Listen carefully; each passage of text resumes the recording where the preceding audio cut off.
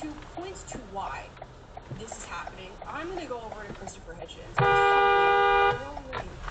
Rolling his grave right now. May he rest in peace. Here's the clip. I can't say it any better than he does. Video protected. Urgent business, ladies and gentlemen, I beseech you. Resist it while you still can, and before the right to complain is taken away from you, which will be the next thing, you will be told you can't complain because you're Islamophobic.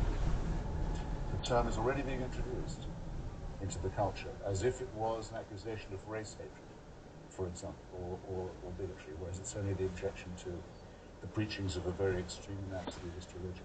Watch out for these symptoms. They're not the symptoms of surrender. Very often ecumenically offered to you by men of God in other robes, Christian and Jewish and smarmy ecumenical.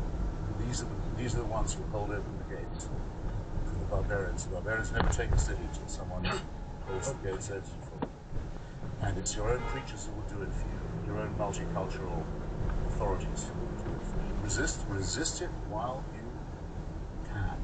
And if you wonder what will happen if you don't, look and see how a cricket team in Middlesex in England had to change its name by force last week because it was called, it had been for years, the Middlesex Crusaders. Look and see how stories about little pigs can't be taught to children in English schools anymore, lest offense be taken by the religion of peace. Resist it while you can. You will invite these people into your country, and you will bear the brunt of the destruction that lies on the other end of it. You will make or buy or bring in the rope from which you will hang. That is what will take place. And I could not think of a video that exemplifies that statement that we just heard from Christopher Hitchens more than this next